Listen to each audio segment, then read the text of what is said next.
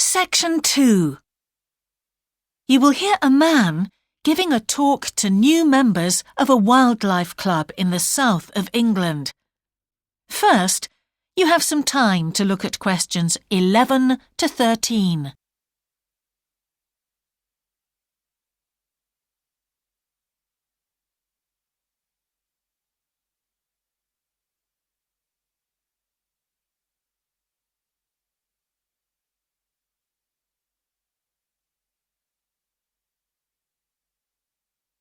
Now listen carefully and answer questions 11 to 13.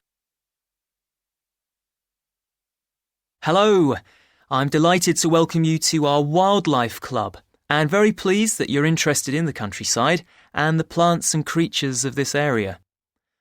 I think you'll be surprised at the variety we have here, even though we're not far from London. I'll start by telling you about some of the parks and open spaces nearby. One very pleasant place is Halland Common. This has been public land for hundreds of years, and what you'll find interesting is that the River Ouse, which flows into the sea 80 kilometres away, has its source in the common. There's an information board about the plants and animals you can see here, and, by the way, the common is accessible 24 hours a day. Then there's Holt Island, which is noted for its great range of trees. In the past, willows were grown here commercially for basket making, and this ancient craft has recently been reintroduced. The island is only open to the public from Friday to Sunday because it's quite small, and if there were people around every day, much of the wildlife would keep away. From there, it's just a short walk across the bridge to Longfield Country Park. Longfield has a modern replica of a farm from over 2,000 years ago. Children's activities are often arranged there, like bread making and face painting. The park is only open during daylight hours, so bear that in mind if you decide to go there. Before you hear the rest of the talk, you have some time to look at questions 14 to 20.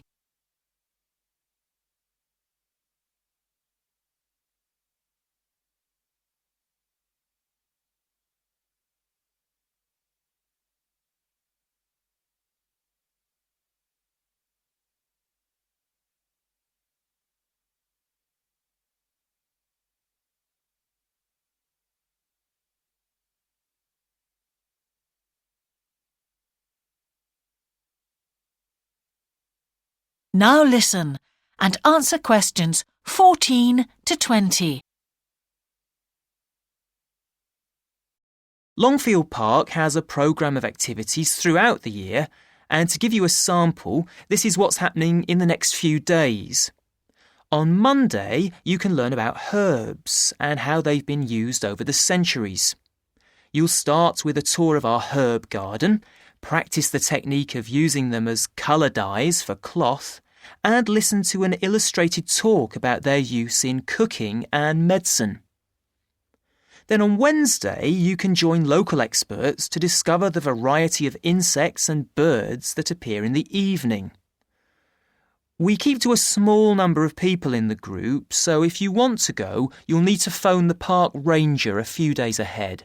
There's a small charge which you should pay when you turn up. I'm sure you're all keen to help with the practical task of looking after the park, so on Saturday you can join a working party.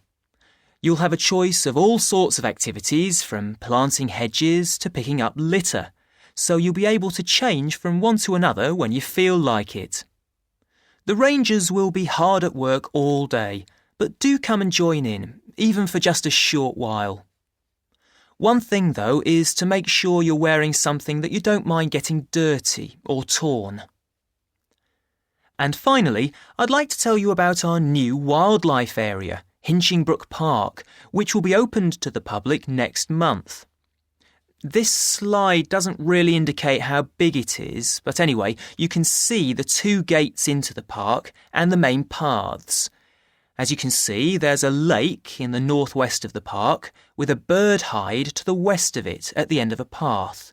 so it'll be a nice, quiet place for watching the birds on the lake.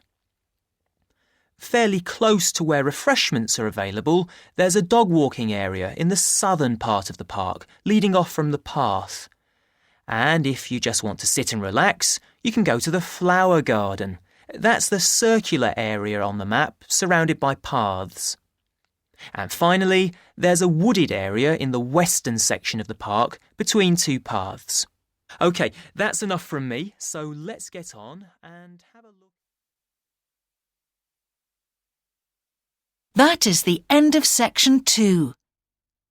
You now have half a minute to check your answers.